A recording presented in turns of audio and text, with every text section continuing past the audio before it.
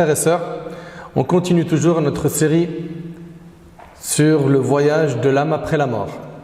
Dans notre dernière intervention, on a parlé de la résurrection. Et on a vu ensemble les preuves du Coran et de la Sunna du prophète alayhi salatu wassalam qui prouvent qu'on sera ressuscité le jour du jugement. Et aujourd'hui, avec l'aide d'Allah tabaraka wa ta'ala, on va parler, écoutez attentivement s'il vous plaît, de l'état des gens le jour du jugement. L'état des gens le jour du jugement. On a vu ensemble dans notre dernière intervention un hadith dans lequel le prophète alayhi salatu wassalam a dit « Chacun sera ressuscité dans l'état où il était au moment de sa mort ». Vous vous en rappelez? Le hadith il est rapporté par l'imam Muslim selon Jabir. Et on avait vu ensemble que celui qui vit sur l'obéissance va mourir sur l'obéissance.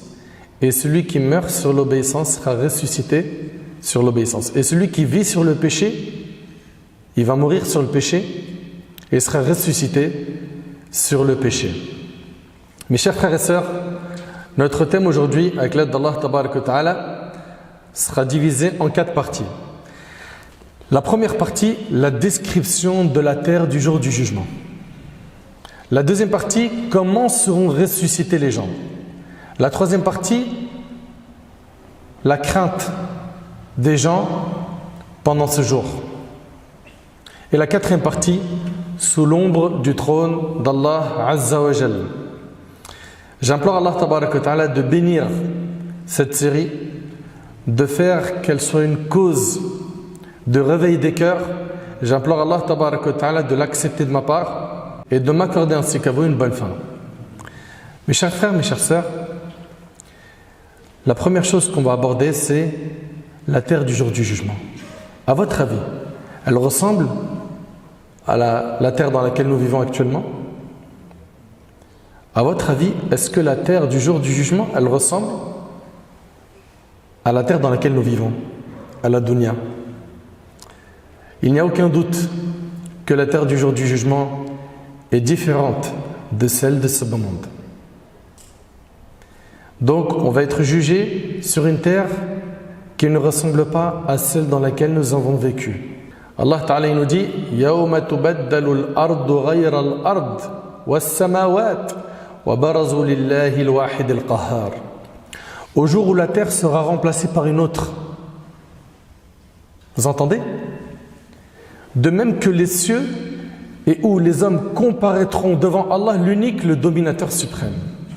Notre bien-aimé alayhi salatu wassalam, il nous a décrit comment sera la terre du jour du jugement. Dans un hadith rapporté par l'imam Muslim, d'après Sahl ibn Sa'd radiyallahu anhu, le prophète sallallahu alayhi wa sallam a dit: les gens seront rassemblés le jour du jugement sur une terre blanche, immaculée. C'est-à-dire quoi? C'est-à-dire, elle est sans tache, d'une blancheur parfaite. Vous entendez? La terre du jour du jugement, elle sera, comme il dit alayhi salatu wassalam, blanche, immaculée. Comme le pain blanc, il n'y aura sur elle aucun repère pour personne. Et le hadith, il est rapporté par Muslim. Sur cette terre-là, il n'y aura aucun repère pour personne. C'est-à-dire quoi? C'est-à-dire que la terre du jour du jugement ne contient ni rue, ni quartier, ni construction, ni arbre, ni fleuve, ni rien de tout ce qu'on a connu. Elle est blanche et ne contient aucun repère. C'est bon jusque-là? Très bien. Après avoir vu que la terre du jour du jugement, elle sera blanche, immaculée et qu'elle contient aucun repère, sachez que le premier qui sera ressuscité, qui va sortir de sa tombe, de parmi tous les humains qu'Allah tabaraka wa ta'ala a créés, sera Rasulullah sallallahu alayhi wa sallam. Le hadith il est rapporté par l'imam Muslim sur Abu Huraira. Le prophète alayhi salatu wa sallam a dit: je suis le maître des fils d'Adam, je suis le premier devant qui la terre se fendra au jour du jugement. C'est le premier qui va sortir de sa tombe, alayhi salatu wa sallam. Je suis le premier intercesseur et le premier à qui l'intercession sera accordée. C'est clair? Le hadith il est rapporté par Muslim sur Abu Huraira. Très bien. Mais comment est-ce que les gens vont être ressuscités le jour du jugement? Dans quel état? Eh bien, sachez que le jour du jugement, l'humanité entière sera ressuscitée nue. Nue. Ça vient d'où ça, mon frère? Le hadith il est rapporté par Bukhari et Muslim selon Aïcha radhiyallahu anha. Le prophète alayhi salatu wassalam a dit: les hommes seront rassemblés au jour de la résurrection sans vêtements, pieds nus et non circoncis. Aïcha, c'est la femme du prophète alayhi salatu wassalam. Elle demanda au prophète sallam: ô messager d'Allah, est-ce que les hommes et les femmes seront tous ensemble, se voyant les uns les autres? Ils vont se regarder nus? Et là, le prophète sallam a dit: ô Aïcha, la situation sera si grave que l'on ne pensera pas à se regarder les uns les autres. Allahu Akbar. Déjà, est-ce que tu réalises que personne ne pensera à regarder quelqu'un tellement le jour est terrible? C'est impressionnant. Il est rapporté dans certains textes que l'homme sera ressuscité dans les habits qu'il portait quand il décéda. Il a été rapporté par Abu Daoud ibn Hibban al-Hakim qu'Abu Sa'id al-Khudri radhiyallahu anhu, lorsque son heure est arrivée, a demandé qu'on lui apporte des habits neufs. Et il s'en est vêtu. Puis il a dit: j'ai entendu le messager d'Allah alayhi salatu wassalam dire: le mort sera ressuscité dans les habits dans lesquels il est décédé. Al-Hakim rahimahullah a dit: ce hadith est authentique d'après les conditions établies par Bukhari et Muslim. Et l'imam Zahabi l'a approuvé. Bon, comment on peut concilier maintenant un texte qui est dans Bukhari et Muslim qui dit qu'on va être ressuscité nu, et un autre texte ici qui est rapporté par Abu Daoud et d'autres qui nous dit qu'on sera ressuscité dans les habits dans lesquels on est mort? Est-ce qu'il y a une contradiction? Sachez qu'il n'y a jamais eu de contradiction entre des versets et d'autres versets, ou bien le Coran qui serait en contradiction avec la Sunna, ou bien que la Sunna soit en contradiction avec des textes également de la Sunna. La seule contradiction qu'il peut y avoir, c'est dans ta tête, parce que tu n'as pas étudié. Mais quand tu étudies et que tu regardes comment est-ce que les savants ils ont fait le jama', comment ils ont concilié les informations, c'est là où tu dis: subhanallah, notre religion elle est parfaite, tout est à sa place. Ici, l'imam al-Bayhaqi rahimallah, il a concilié ce hadith avec le hadith précédent. Ok? Il a fait un jama' entre les deux, c'est-à-dire qu'il a concilié toutes les informations en disant: leurs habits seront délabrés une fois sortis des tombes. Et lorsqu'ils arriveront à l'emplacement du rassemblement, ils seront nus, puis on les habillera des vêtements du paradis. Vous suivez? Je répète. Leurs habits seront délabrés une fois sortis des tombes. Et lorsqu'ils arriveront à l'emplacement du rassemblement, donc sur la terre du jour du jugement, ils seront nus, puis on les habillera des vêtements du paradis. Ça, c'est la première chose qu'il a dit. Deuxièmement, il a dit: on rhabillera les prophètes direct après. Ok? C'est-à-dire que les premiers qui seront rhabillés quand ils vont sortir de leur tombe, c'est qui? Les prophètes, puis les gens véridiques, puis ceux qui les suivent selon leur degré. L'habit de chaque homme sera de la nature, de l'état dans lequel il est mort. C'est-à-dire quoi? C'est-à-dire en fonction de ton degré de piété, tu seras réhabillé rapidement ou non. Vous suivez? Et notre bien-aimé alayhi salatu wassalam, dans un hadith rapporté par l'imam al-Bukhari selon Abdullah ibn Abbas radiyallahu anhuma, il a dit: la première des créatures à être vêtue le jour du jugement sera le prophète Ibrahim alayhi salatu wassalam. Parmi ce qui a été dit concernant le fait que c'est Ibrahim alayhi salam qui sera le premier à être revêtu, et ça c'est dans Tafkira al-Qurtubi, c'est qu'en fait Ibrahim alayhi salam, quand ils ont voulu le jeter dans le feu, ils lui ont enlevé ses vêtements. Vous connaissez son histoire quand Allah il a dit: wa qulna ya nar kuni bardan wa salaman ala Ibrahim. Quand Allah il a ordonné au feu d'être paix et fraîcheur sur le prophète Ibrahim. D'ailleurs même le feu n'a pas brûlé le prophète Ibrahim. Et ça fait partie des miracles, n'est-ce pas?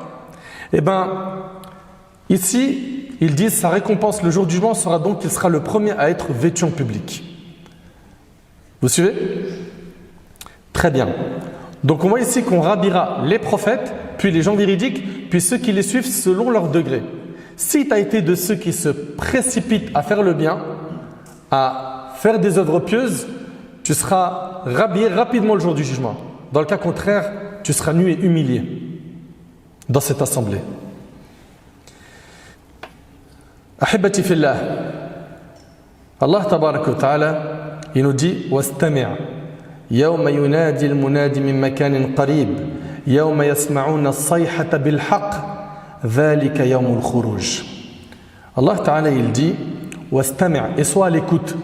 Qui? Allah s'adresse au prophète alayhi salatu wassalam. L'imam al-Baghawi rahimahullah il dit dans le tafsir ay wastami' ya Muhammad sayhata al-qiyamah wa an-nushur yawma yunadi al-munadi. Et sois à l'écoute. Qui? Au Muhammad, le jour où le crieur criera d'un endroit proche. Vous suivez? Le jour où ils entendront en toute vérité le cri. Voilà le jour de la résurrection. Ici, mes chers frères, mes chères sœurs, les gens ils vont sortir de leur tombe et tout le monde, j'ai bien dit tout le monde, se dirigera vers le Seigneur des mondes, Allah Azza wa Jal. Personne ne manquera à ce rendez-vous. Personne ne manquera à ce rendez-vous. Depuis Adam alayhi salam jusqu'au dernier être humain, tout le monde comparaîtra devant le Seigneur des mondes. Allah tabaraka wa ta'ala il a dit wa yawma nusayyiru al-jibal wa tara al-arda barizatan wa hasharnahum فلم نغادر منهم أحدا وعرضوا على ربك صفا لقد جئتمونا كما خلقناكم أول مرة بل زعمتم أن لن نجعل لكم موعدا. Mentionne le jour où nous mettrons les montagnes en mouvement et on verra la terre totalement aplanie. C'est-à-dire quoi? C'est-à-dire que la terre ne comportera aucun repère pour que quiconque... C'est-à-dire quoi ici? Mentionne le jour où nous mettrons les montagnes en mouvement et où on verra la terre totalement aplanie. C'est-à-dire quoi totalement aplanie? Ne comportant aucun repère pour quiconque, ni le moindre refuge. T'as pas où fuir. Tu ne pourras pas fuir ce jour-là. Tu seras exposé à Allah. Nous rassemblerons les hommes sans en omettre aucun. Il n'y en a pas un qui va être oublié. Ils seront présentés en rang devant ton Seigneur et on leur dira par Allah, vous voilà venus à nous tels que nous vous avons créé la première fois, seuls, pieds nus, sans bien ni enfant. C'est ce que dit l'imam al-Qurtubi rahimahullah. Ils vont se présenter à Allah subhanahu wa ta'ala seuls, pieds nus, dévêtus, sans bien ni enfant. Allah azza wa jalla a dit par Allah, vous voilà venus à nous tels que nous vous avons créé la première fois. Pourtant, vous prétendiez que nous ne vous fixerions pas de rendez-vous.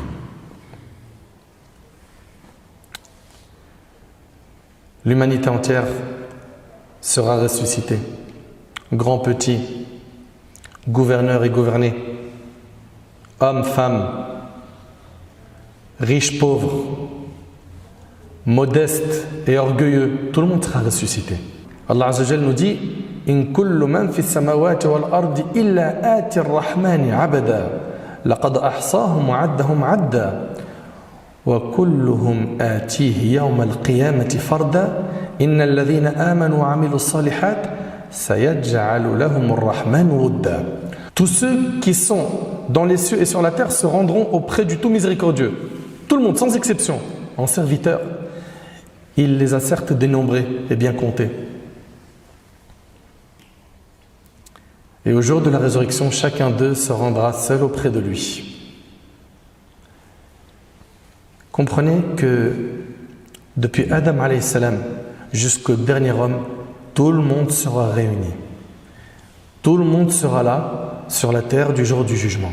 Allah tabaraka wa ta'ala il dit يومئذ يتبعون الداعي لا عوج له وخشعت الأصوات للرحمن فلا تسمع إلا همسا يومئذ لا تنفع الشفاعة إلا من أذن له الرحمن ورضي له قولا يعلم ما بين أيديهم وما خلفهم ولا يحيطون به علما وعنت الوجوه للحي القيوم وقد خاب من حمل ظلما.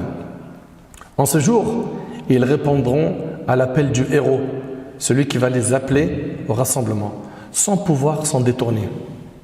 Les voix s'abaisseront. Écoutez bien, les voix s'abaisseront devant le miséricordieux et on n'entendra plus alors que des bruissements. Le bruissement des pas des créatures. On n'entendra rien d'autre. T'entends? Le bruissement des pas des créatures se rendant en rassemblement. En ce jour, aucune intercession ne sera acceptée sauf de celui auquel le miséricordieux le permettra et dont il agréera la parole. Il connaît leur passé et leur futur, tandis qu'ils ne peuvent le cerner par leur connaissance. Les visages s'humilieront devant le vivant, celui qui subsiste par lui-même et dont aucune créature ne peut se passer. Quiconque portera le fardeau de la mécréance sera perdu. Allahu Akbar. Et sache qu'Allah Tabaraka wa Ta'ala va confier la responsabilité à 2 anges de te prendre et te ramener vers la terre du jour du jugement. Allah Tabaraka wa Ta'ala il dit وَجَاءَتْ سَكْرَةُ الْمَوْتِ بِالْحَقِّ ذَلِكَ مَا كُنْتَ مِنْهُ تَحِيدٌ وَنُفِخَ فِي الصُّورِ ذَلِكَ يَوْمُ الْوَعِيدِ وَجَاءَتْ كُلُّ نَفْسٍ مَعَهَا سَائِقٌ وَشَهِيدٌ لَقَدْ كُنْتَ فِي غَفْلَةٍ مِنْ هَذَا فَكَشَفْنَا عَنْكَ غِطَاءَكَ فَبَصَرُكَ الْيَوْمَ حَدِيدٌ. L'agonie de la mort fait apparaître la vérité. Voilà ce dont tu t'écartais. Et l'on soufflera dans la trompe. Voilà le jour de la menace.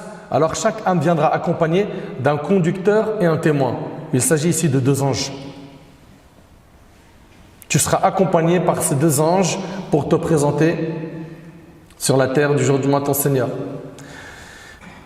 Tu restais indifférent à cela. Eh bien, nous ôtons ton voile. Ta vue est perçante aujourd'hui. Allahu Akbar. Dans un hadith rapporté par l'imam al-Tirmidhi, avec une chaîne de transmission Hassan, valide, le prophète sallallahu alayhi wa sallam il dit: les gens seront de 3 catégories le jour du jugement. Ils seront ressuscités de 3 manières. Certains marchant sur leurs pieds. Vous suivez? D'autres seront sur des montures. Des montures. Ok? Des montures qui vont venir d'où? Du paradis. Comme le dit Ibn Abbas, et ça sera même des montures en or, comme on le verra après. Allahu Akbar. Il ne va même pas marcher, lui il est dans le confort total. Il est sur une monture, ce jour-là sans effort. Et il y en a d'autres qui marcheront sur leur visage. Vous suivez? Sur leur visage. Et dans un hadith rapporté par Bukhari et Muslim, Anas ibn Malik radiyallahu anhu, il rapporte qu'un homme a dit au messager d'Allah: comment l'infidèle sera-t-il rassemblé sur son visage? Comment est-ce que le jour du jugement il va marcher sur son visage? Le prophète alayhi salatu wassalam a répondu: celui qui l'a fait marcher sur ses 2 pieds dans la vie terrestre, n'est-il pas capable de le faire se déplacer sur son visage le jour du jugement? Puis Qatada rahimahullah a dit: bien sûr que si, par la puissance de notre Seigneur. Est-ce que tu réalises qu'il y a des gens qui vont marcher sur leur visage le jour du jugement? Et le hadith, on vous a dit, il est rapporté par Bukhari et Muslim, il est authentique. Nous, en tant que musulmans, on sait qu'Allah il est capable de tout, n'est-ce pas? Et peut-être dans ta tête, tu te dis: mais attends, marcher sur le visage, comment? Rappelle-toi, Inna Allah ala kulli shay'in qadir. Rappelle-toi qu'Allah il est capable de toutes choses. Et puis, quand tu réfléchis, mais il y a sur terre des choses impressionnantes qui marchent sans pied. Le serpent, il marche sans pied. Oui ou non?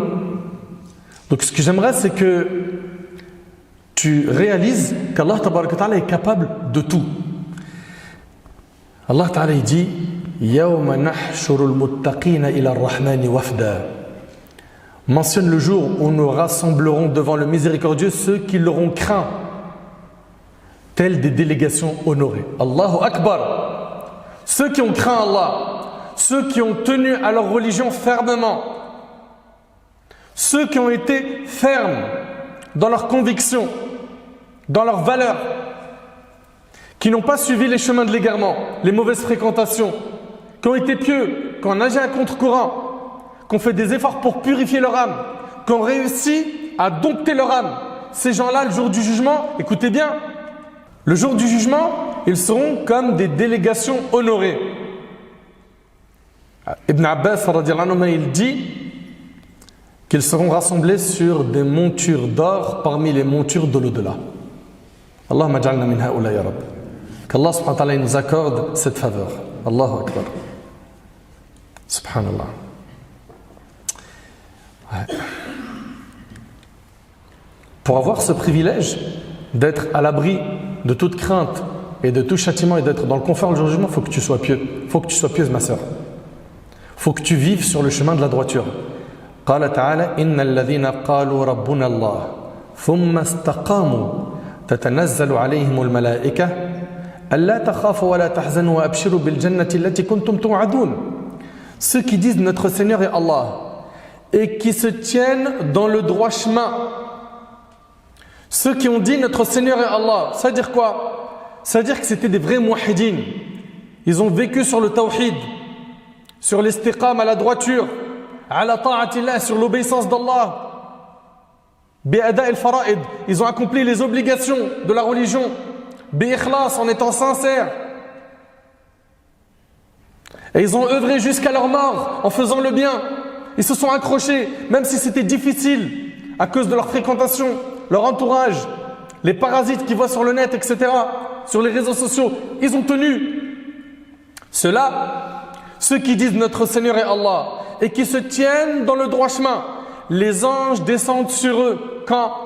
Il a été dit parmi les opinions au moment de la mort. عند الموت, c'est ce qu'a dit Ibn Abbas radiyallahu anhu, Mujahid. Et ils disent donc qu'au moment de la mort, ils vont être raffermis. Les anges vont leur dire, n'ayez pas peur et ne soyez pas affligés, mais ayez la bonne nouvelle du paradis qui vous était promis. Et il y a une deuxième opinion qui dit, tatanazzalu alayhim idha qamu min al-qubur. C'est que les anges vont venir les rassurer quand ils vont sortir de leur tombe. T'imagines, il y en a, ils vont sortir de leur tombe effrayés, c'est la panique, et d'autres reçoivent la bonne nouvelle des anges qu'ils vont aller au paradis, et ils entendent, n'ayez pas peur. Mais ça a un prix. Comprends bien que pour obtenir ça, tu dois faire des sacrifices pour adorer ton Seigneur Azza wa Jal. Le jour du jugement, les anges vont ramener aux pieux des montures du paradis, en or. Les pieux seront dessus. Il n'y a pas de « je suis debout, j'attends, et je suis fatigué, et j'ai mal aux pieds ». Non, non, non. Ils sont sur des montures confortables, qui viennent du paradis. Subhanallah. وَيَنْطَلِقُونَ بِهَا فِي أَرْضِ الْمَحْشَرِ حَتَّى لَا يَمْشُونَ عَلَى أَقْدَامِهِمْ فِي هَذَا الْيَوْمِ الْعَصِيبِ. Ils vont marcher le jour du jugement en étant sur des montures. Ils ne marchent pas sur leurs pieds, ils ne se fatiguent pas. Et ça, c'est pourquoi? C'est parce que sur terre, c'était des pieux, c'était des pieuses. C'était des gens qui étaient investis dans quoi? Dans l'ibada, dans l'adoration. Lecture du Coran, dhikr. C'était des gens qui faisaient beaucoup d'istighfar, ils demandaient pardon à Allah. Ils se repentaient quand ils faisaient un péché. Ils faisaient le nécessaire pour ne jamais être injustes. Et dans le cas où ils avaient été injustes envers quelqu'un, ils corrigeaient le tir rapidement. C'était des gens qui étaient soucieux de faire le bien, qui maintenaient les liens de famille, qui priaient les prières à l'heure, qui lisaient le Coran, le méditaient, le mettaient en pratique. C'était des gens qui n'étaient pas intéressés par le faux, par le haram, par l'argent sale, par les relations illicites avec les femmes ou avec les hommes. C'était des gens qui faisaient attention. Et le résultat, le jour du jugement, ils ont gagné. Ils ont gagné. Et pour être un gagnant le jour du jugement, on vous l'a dit plein de fois, il faut être quoi? Pieux. Et qu'est-ce qu'un pieux? Bismillah. C'est quelqu'un qui va faire ce qui est obligatoire. C'est faire al-ma'mour wa tark al-mahzour. Faire ce qui est obligatoire et s'écarter de ce qui est interdit. Omar, le compagnon, il questionne un autre compagnon qui s'appelle Ubay ibn Ka'b sur la taqwa. Ce dernier a dit, as-tu emprunté un chemin épineux? Écoutez bien. Il lui dit, as-tu emprunté un chemin épineux? Omar a dit, oui, en effet. Ubay lui a dit, qu'est-ce que tu en as fait? Omar lui a dit, j'ai ramené mon vêtement sur moi et fait de mon mieux. Pourquoi? Pour éviter les épines. Ubay a déclaré, c'est cela la taqwa. La piété, c'est que tu ne marches pas sur les épines des péchés. C'est qu'il y a des épines partout. Fréquentation illicite, drogue, fumée, aller en soirée, on va aller faire un petit coucou à tel chicha, ce qui paraît les halal, il y a de l'ambiance. Ok? Voilà. Donc il y a des épines par-ci par-là. Et tu as vu quand il y a des épines, qu'est-ce que tu fais? Tu fais attention, tu fais. Donc Omar il a dit, j'ai ramené mon vêtement sur moi et j'ai fait de mon mieux. Pourquoi? Pour éviter les épines. Il lui a dit, c'est ça la taqwa, c'est ça la piété. C'est que tu fasses attention à ne pas tomber dans ces épines de péché.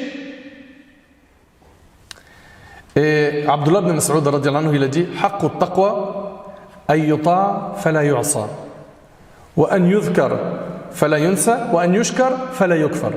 Il a dit, craindre Allah comme il le faut véritablement, c'est obéir à Allah et ne pas lui désobéir. C'est se rappeler d'Allah et ne pas l'oublier, ne pas être insouciant. Et c'est être reconnaissant envers lui et ne pas être ingrat. En deux mots, faire d'Allah le centre de ta vie. Qu'Allah tabarak wa ta'ala soit tout pour toi dans ta vie.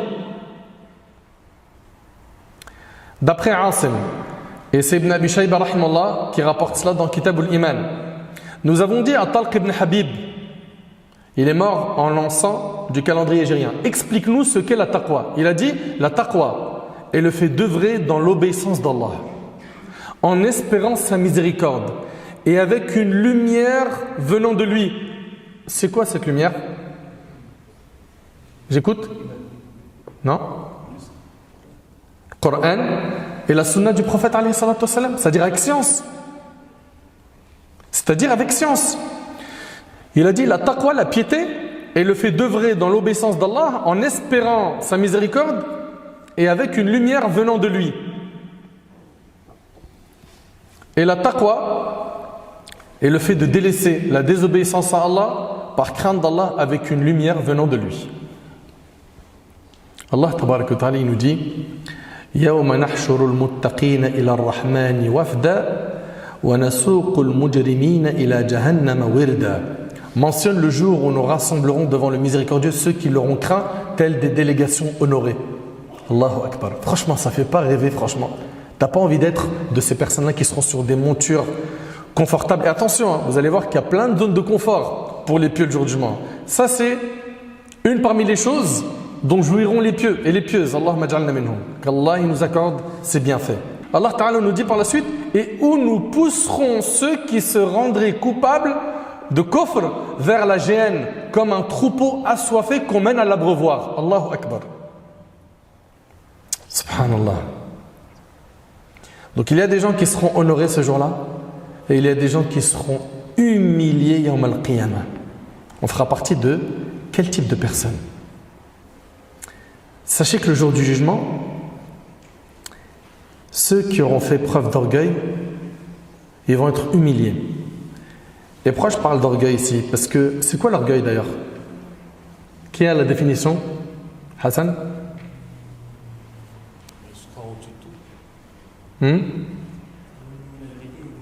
C'est ça. Le prophète il a dit Al-Kibr, Batarul Haq wa Ghamtun Nas. L'orgueil, c'est quoi? Écoutez bien et enregistrez. Hein. L'orgueil, c'est le fait de rejeter, refuser la vérité et mépriser les gens. Parce que nous, quand on parle d'orgueil, on voit souvent quelqu'un qui se la raconte. Il croit qu'il est meilleur que les autres. C'est vrai ou pas? Plus fort que les autres. Mais le fait que tu refuses le din, c'est de l'orgueil. Refuser la vérité, c'est de l'orgueil. Vous suivez? Et subhanallah, ces gens-là qui sont orgueilleux, qui refusent la vérité et qui méprisent les autres. Pourquoi? Parce que moi, je vois qu'avec mon argent, moi, avec ma force, moi, avec mes contacts, il y a beaucoup de gens qui ont cette langue aujourd'hui, la langue du moi, qui se voient comme étant le centre du monde et qui vivent pour cet orgueil, pour avoir un nom au quartier. Dis juste mon nom, tu verras. Mais ces orgueils-là, s'ils ne se repentent pas avant de mourir, ils vont être humiliés le jour du jugement d'une manière qu'ils ne peuvent même pas imaginer. Et puis, pourquoi cet orgueil? Réfléchis à la base. Tu étais une goutte de sperme. Puis, pendant ta vie, puis pendant que tu es vivant, tu portes en toi des impuretés.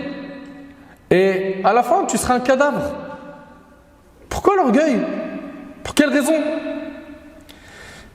Regarde ce qui attend les orgueilleux. Et ceux parmi vous qui aiment bien se la raconter, montrer qu'ils sont meilleurs que les autres, etc. Sois humble parce que Wallahi al-Azim, les menaces qu'il y a contre les orgueilleux, elles sont hyper sévères.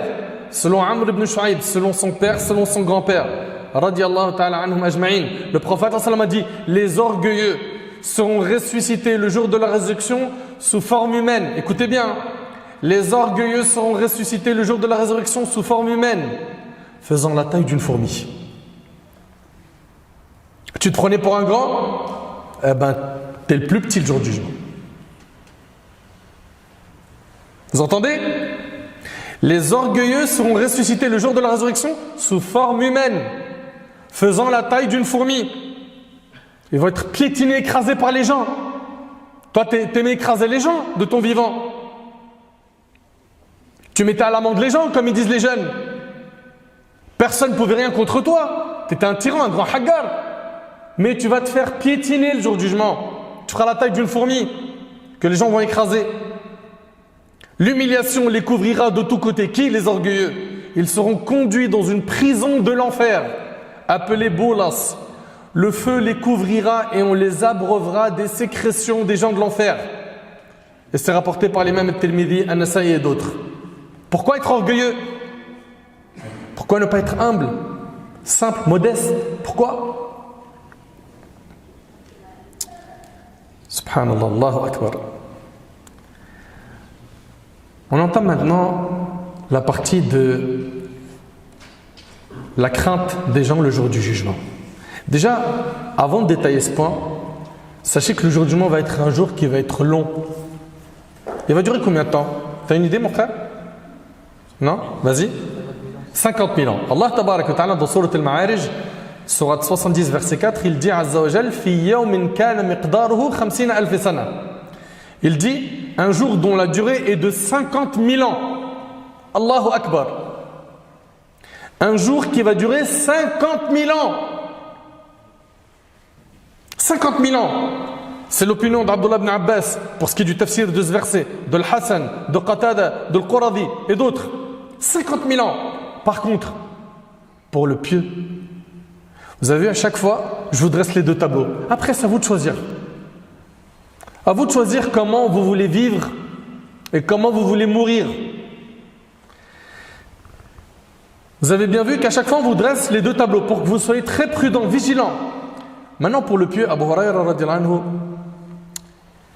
il rapporte que le prophète a dit le jour du jugement sera pour les croyants comme la durée qu'il y a entre le Dhuhr et le Asr, rapporté par le Hakim. Donc c'est 50 000 ans pour certains, et pour celui qui a cartonné dans la vie d'ici-bas parce qu'il a été sérieux dans sa pratique religieuse, ça sera le temps qu'il est entre Dhuhr et Asr. Mais attention, il y a d'autres textes. Il y a un hadith qui est rapporté par l'imam Ahmad dans le Musnad. Ibn Hibban le rapporte également dans son recueil, fi sahihihi. Et d'autres, selon Abu Sa'id al-Khudri, radiyallahu anhu, dans le hadith on a hatta yakuna akhaf alayhi min salatin maktuba. Vous entendez? Dans ce hadith on a hatta yakuna akhaf alayhi min salatin maktuba. C'est-à-dire quoi? Que ce jour-là, il sera allégé pour le croyant. Il sera plus léger pour lui que le temps d'une prière prescrite qu'il accomplit dans ce bas monde. Vous entendez? Et ça sera en fonction de tes œuvres que ce temps sera long ou court.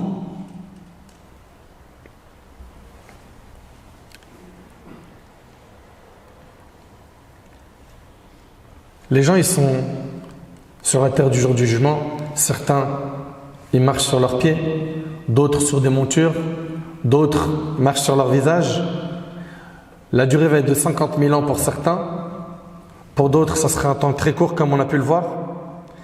Et le soleil, il va se rapprocher de la tête des gens. Al-Miqdad radiyallahu anhu a dit: j'ai entendu le messager d'Allah alayhi salatu wassalam dire le jour de la résurrection, le soleil sera rapproché des gens à la distance d'un maïl. Sulaym ibn Amir, qui rapporte le récit d'Al-Miqdad, a dit par Allah, je ne sais pas ce qu'il a voulu dire par maïl, est-ce la distance connue sous ce nom ou est-ce la longueur du bâtonnet à rimel? Parce que ce mot, il a les deux sens. Les gens seront alors submergés par leur sueur selon la valeur de leurs œuvres. Certains le seront jusqu'à la cheville. Tellement le soleil sera chaud au-dessus de sa tête, il va avoir de la sueur jusqu'à sa cheville. D'autres jusqu'aux genoux, d'autres jusqu'aux hanches. Et pour d'autres, la sueur atteindra leur bouche à la manière de la bride. Allahu Akbar. Vous connaissez la bride de l'animal? Le prophète sallam fit signe de sa main à la hauteur de sa bouche, rapporté par l'imam Muslim. Et dans un hadith rapporté par l'imam al-Bukhari, d'après Abdullah ibn Umar, le prophète sallam a dit: le jour où les gens se tiendront debout devant le Seigneur des mondes, ils seront dans une situation où l'un d'eux sera couvert par sa sueur jusqu'à la moitié de ses oreilles. Subhanallah. Le niveau de sueur des gens va varier en fonction de leurs actes. Plus la personne a œuvré dans le bien, dans l'ici-bas, moins elle va suer le jour du jugement. C'est pour cela que la sueur va arriver pour certaines personnes au niveau de leurs chevilles, pour d'autres au niveau de leurs genoux, pour d'autres au niveau de quoi? De leur torse. Et puis, les gens, ils attendent le jugement. Allah tabaraka ta'ala n'a pas encore fait commencer le jugement. Et qu'est-ce qui se passe? Eux qui sont sous le soleil, dans une chaleur indescriptible, l'enfer est amené sur la terre du jour du jugement. Allahu Akbar. Selon Abdullah ibn Mas'ud, le prophète a dit: ce jour-là, on fera venir l'enfer avec 70 000 rennes. Et avec chaque reine, 70 000 anges pour le traîner. Rapporté par l'imam Muslim. 70 000 rennes, 70 000 cordes. Chaque reine ou chaque corde, elle est tirée par 70 000 anges. Ce qui fait 4 milliards 900 millions d'anges pour ramener l'enfer. Mais ça fait réfléchir. C'est immense. Et subhanallah, l'enfer, quand elle sera ramenée, les gens y seront à genoux. Toutes les communautés seront à genoux. Tellement c'est la panique. C'est la panique. قال تعالى وترى كل أمة جاثية كل أمة تدعى إلى كتابها اليوم تجزون ما كنتم تعملون. Et tu verras chaque communauté agenouillée.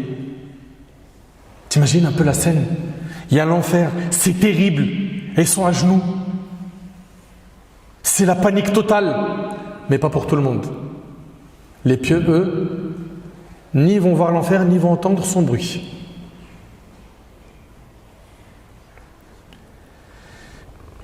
Ça, c'est pas pour tout le monde. C'est pour les personnes qui n'ont pas assuré. Les pieux, ils seront à l'abri de toute crainte. Et tu verras chaque communauté agenouillée. Subhanallah, agenouillée. Jalisa ala rukab. Allahu Akbar.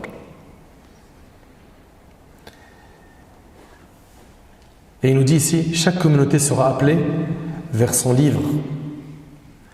Ibn Qutayba dit les gens ne seront pas en sécurité. Et on avait vu ensemble un hadith Qudsi où Allah tabaraka wa ta'ala il avait dit, en jurant, que si son serviteur il se sent en sécurité sur terre, il lui fera peur le jour du jugement. Et s'il a peur d'Allah sur terre, Allah il le mettra en sécurité le jour du jugement. Toi tu as peur d'Allah ou tu n'as pas peur d'Allah? Et ne me dis pas avec ta bouche j'ai peur d'Allah alors que tes actes font des désobéissances du matin au soir.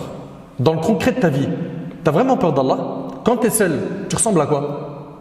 Quand tu as un smartphone, un écran, une télé, un ordi, une tablette, tu regardes quoi? Tu écoutes quoi? Quand il n'y a plus le regard des gens autour de toi, que ce soit ton épouse si tu es marié, ou ton mari pour toi ma soeur, ou bien tes parents, ou tes amis, est-ce que tu crains Allah ou tu es mauvais? Allah Ta'ala il dit, chaque communauté sera appelée vers son livre. Puis Allah il nous dit dans le verset, on vous rétribuera aujourd'hui selon ce que vous œuvriez. Dans la suite du verset, Allah il nous dit, on vous rétribuera aujourd'hui selon ce que vous œuvriez. Subhanallah. Chaque communauté sera appelée vers son livre. Il a été dit par Ibn al-Jawzi rahimallah, son livre, celui dans lequel il y a quoi? ses bonnes et mauvaises actions. Et ça, c'est ce qui était rapporté par Ibn Abbas. Il a été dit aussi annahu hisabuha, qu'il s'agit de son jugement. Il a été dit également le livre qui a été révélé à son prophète. Et de l'autre côté, les pieux. Allahumma ja'alna minhum ya Rabb.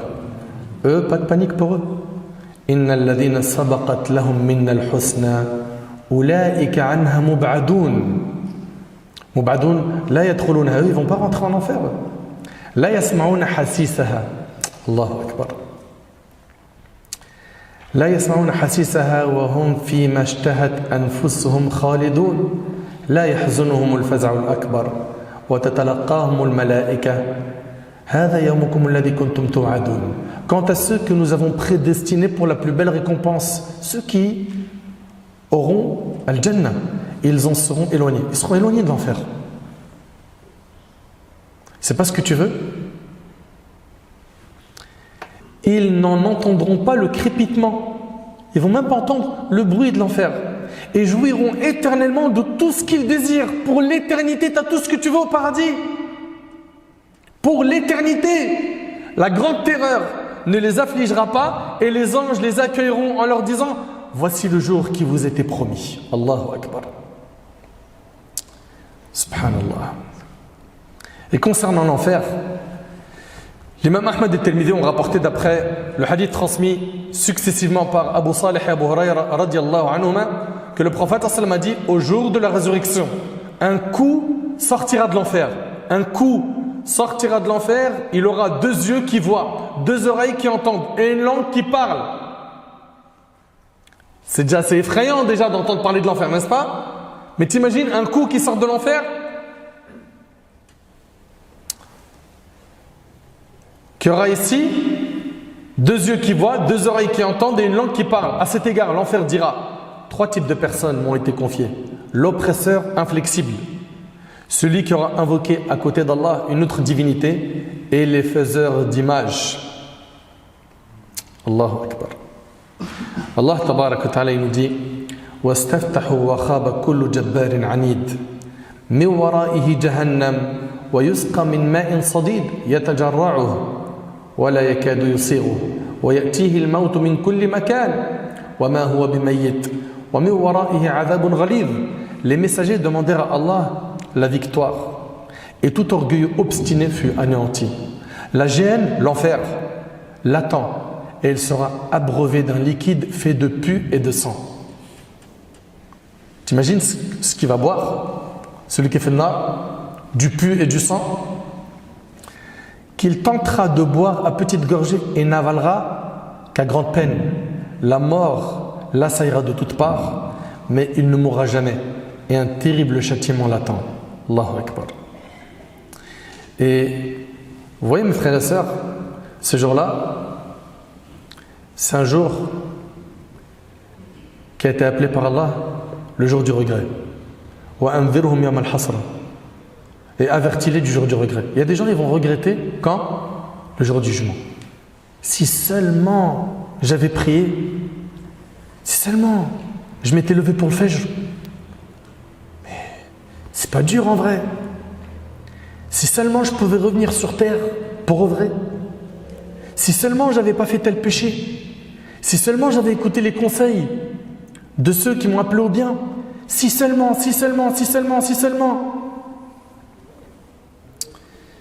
Sachez que ce jour-là, ça sera un jour dur. Et les prophètes, ils auront une invocation qu'ils vont répéter le jour du jugement, c'est Allahumma sallim sallim. Oh Allah, accorde le salut. Oh Allah, accorde le salut. Ce jour-là, toute nourrice oubliera ce qu'elle allaitait. Et toute femme enceinte avortera de ce qu'elle portait. Ce jour-là, c'est un jour où les enfants auront les cheveux blancs, tellement c'est un jour de peur. C'est un jour où la nourrice ne pensera plus à son nourrisson qu'elle allaitait. C'est un jour où l'homme va fuir les membres de sa famille. يَوْمَ يَفِرُّ الْمَرْءُ مِنْ أَخِيهِ, n'est-ce pas? وَأُمِّهِ وَأَبِيهِ.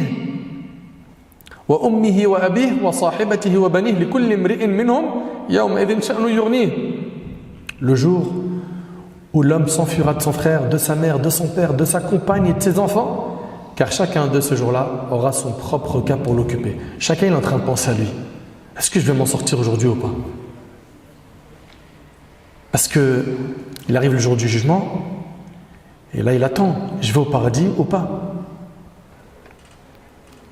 C'est donc un jour qui fait peur. Un jour où les gens ils vont fuir les uns des autres. Et vous avez vu, pendant que les gens ils sont dans cette foule, où ils sont très nombreux sur la terre du jour du jugement, il y a le soleil qui est au-dessus de leur tête, il fait hyper chaud, les gens ils sont dans leur sueur, c'est un jour qui est difficile. Et puis là, à ce moment-là, il y aura certaines personnes qui seront appelées pour être sous l'ombre du trône d'Allah Azza wa Jal. Allahumma ja'alna minhum ya Rabb. Subhanallah. Dans un hadith rapporté par l'imam al-Bukhari Muslim, selon Abu Hurayra radiyallahu anhu, le prophète sallallahu alayhi wa sallam a dit 7 personnes. 7 personnes ici, ça veut dire quoi? 7 catégories de personnes. Suivez bien. Et il n'y en a pas que 7, Ibn Hajar rahimallah, il en a compilé beaucoup. Ok? 7 personnes seront ombragées par l'ombre d'Allah le jour où il n'y aura d'ombre que la sienne. C'est-à-dire ils seront sous l'ombre du trône d'Allah le jour du jugement et donc ils seront protégés de ce soleil.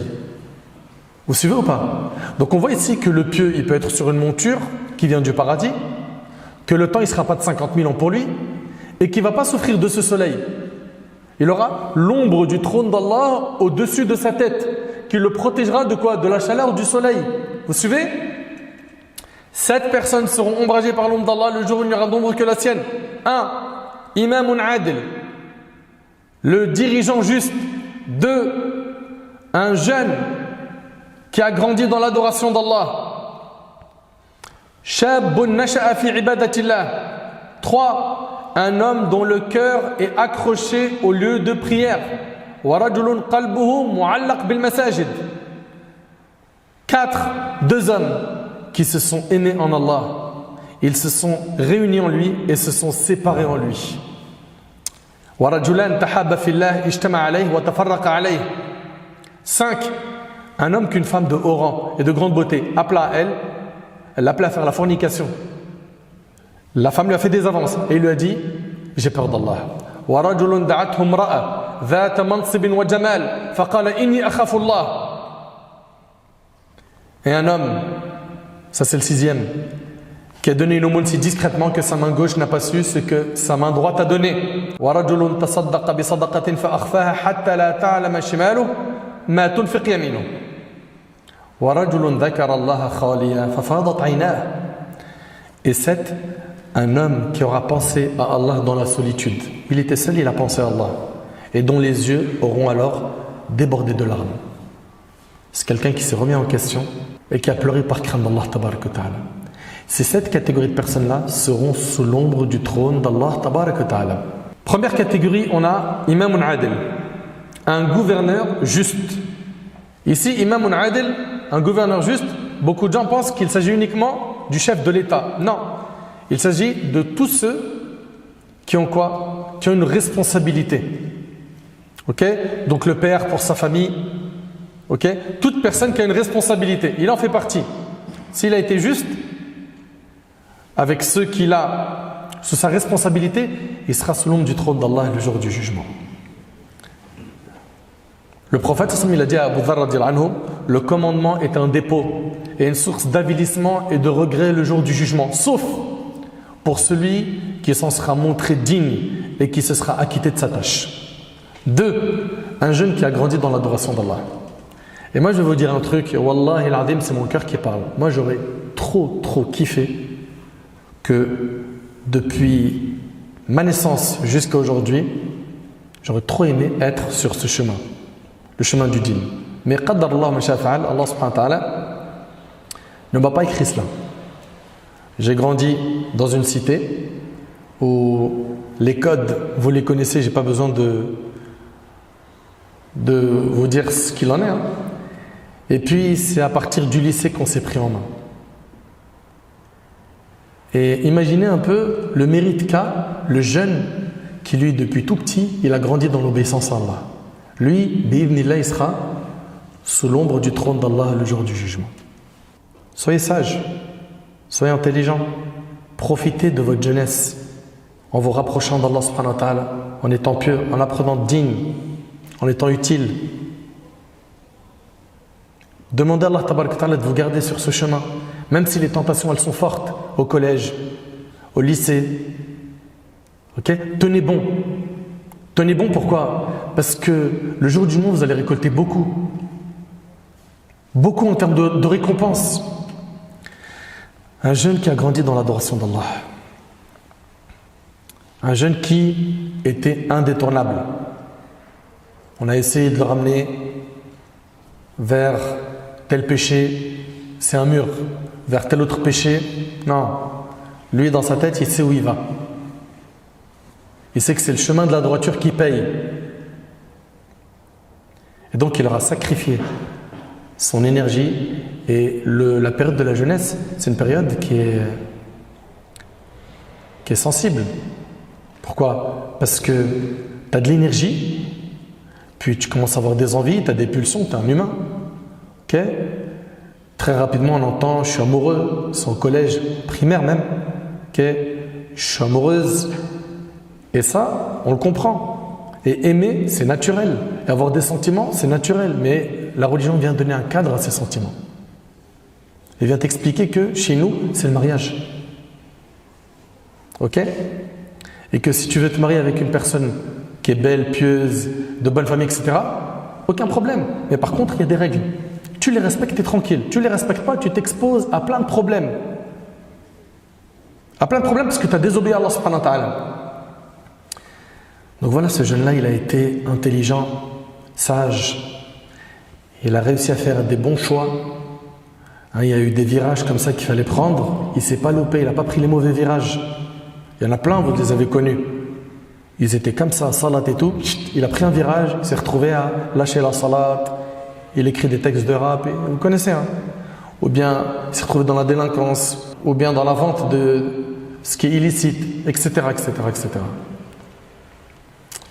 Également, parmi les personnes qui seront sous l'ombre du trône d'Allah, un homme dont le cœur est accroché au lieu de prière. Ça veut dire quoi? C'est quelqu'un qui a pris la prière obligatoire à la mosquée, ok? Il rentre chez lui, et puis son cœur bouillonne, il a envie de revenir à la mosquée. Est-ce que c'est ton cas? Si tu as cet amour de la mosquée dans ton cœur, Hani Adlak, félicitations. Félicitations à toi. C'est une personne qui aime trop la mosquée, qui se sent bien. Quand il sait qu'il a un petit créneau, il se dit tiens, pourquoi je n'irai pas à la mosquée seul ou avec des amis? Et c'est bien de venir seul aussi pour se ressourcer spirituellement. Ce n'est pas toujours que des effets de groupe. Les effets de groupe, c'est bien parce qu'on se motive et tout, on motive des gens qui sont peut-être un petit peu faibles, dans la pratique religieuse, mais viens des fois seul pour te ressourcer spirituellement. Cette personne qui a un amour profond pour la mosquée, elle sera sous l'ombre du trône d'Allah. Ensuite, on a deux hommes ou deux femmes qui se sont aimés en Allah, ils se sont réunis en lui et se sont séparés en lui. C'est-à-dire que la seule chose qui les unit, c'est l'amour d'Allah et pas un intérêt de ce bas monde. C'est pas je le fréquente parce qu'il a des contacts, il va me mettre bien.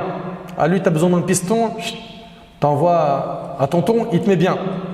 C'est pas je le contacte parce qu'il est drôle. Je veux égayer une soirée, je le ramène, c'est mon clown. C'est pas je l'aime parce qu'il a de l'argent. À chaque fois que je sors avec lui, il me paye à manger. Je l'aime pour Allah. Ou bien notre sœur qui va aimer une autre sœur que lillah azza wa jal, que pour Allah. Par cet amour, vous gagnez énormément de récompenses. Par cet amour, vous gagnez beaucoup.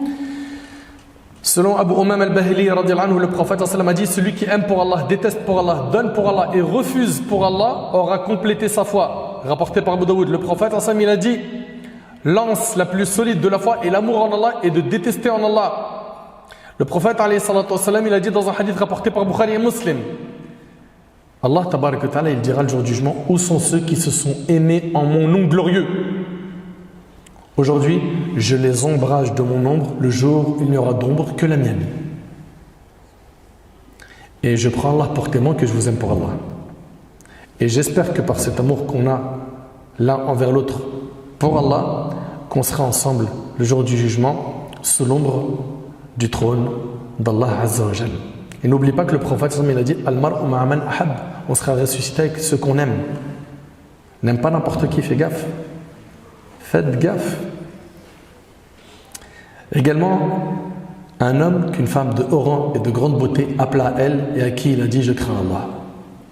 Dans les deux sens, ne craquez pas. La tentation, elle est forte. Ok? Et je sais qu'il y a plein de gens, mariés et pas mariés, qui parfois craquent. Ils sont à deux doigts de commettre la fornication. Pour plein de raisons. Ce n'est pas le moment de les étaler. Ok? Craquez pas. Tenez bon.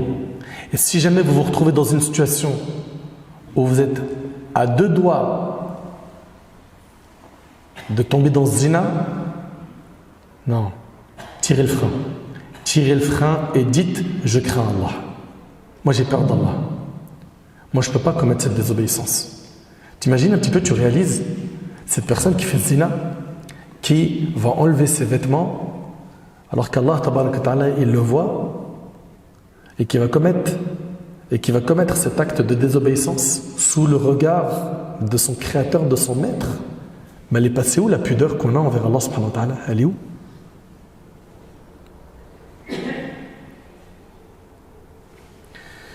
Tenez bon. Et bien évidemment, pour ne pas tomber dans la fornication, il ne faut pas s'en approcher. Allah tabaraka ta'ala a dit Wala taqrabu zina. Et n'approchez pas la fornication, c'est-à-dire toutes les portes qui vont amener à la fornication, drague, jeu de séduction, toutes ces portes-là, condamnez-les. Condamnez-les. Tu veux te marier? On vous a dit, il y a un cadre qui a été légiféré pour cela, et puis on a des vidéos sur comment trouver sa moitié. Ensuite, on a un homme qui aura pensé à Allah dans la solitude et dont les yeux auront alors versé des larmes. C'est quelqu'un qui est en train d'évoquer Allah, de penser à Allah, et puis son cœur, il s'est rempli. Et son cœur s'est rempli de crainte d'Allah et il a pleuré. Il a pleuré parce qu'il a fait beaucoup de fautes. Il sent qu'il ne pratique pas assez ou qu'il ne pratique pas bien sa religion. Et bien ces larmes-là, elles ont énormément de valeur. Elles vont te faire gagner que tu seras sous l'ombre du trône d'Allah le jour du jugement. Ibn Abbas, il nous dit, écoutez bien s'il vous plaît, j'ai entendu le messager d'Allah dire, deux yeux ne seront pas touchés par le feu. Un œil qui a pleuré par crainte d'Allah et un œil qui a veillé toute la nuit montant la garde au service d'Allah rapporté par Tirmidhi. Et également parmi les personnes qui seront sous l'ombre du trône d'Allah, il y a ceux qui sont cités dans ce hadith. Le hadith d'Abi Hurayra où le prophète a dit celui qui accorde un délai à une personne qui est dans la gêne ou lui annule sa dette. Tu l'accordes un délai. Il est endetté envers toi. Tu lui dis Malish, rembourse-moi plus tard. Ou allez, vas-y, je te l'efface. Ok? Allah le couvrira sous l'ombre de son trône le jour où il n'y aura pas d'ombre que la sienne. Vous suivez? Mes chers frères, mes chères sœurs, les gens ils sont sur la terre du jour du jugement. Certains ils sont dans la panique totale, d'autres tout se passe hyper bien pour eux. On l'a vu, n'est-ce pas? Puis le jugement il n'a pas encore commencé.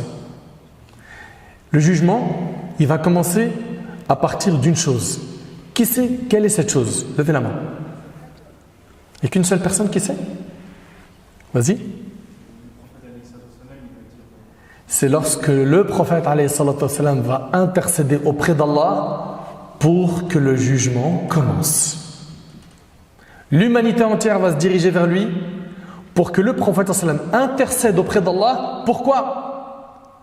Pour que le jugement d'Allah commence. Et ça, c'est ce qu'on va voir, Inch'Allah, dans notre prochaine intervention qui sera dédiée à l'intercession du prophète alayhi salatu wassalam.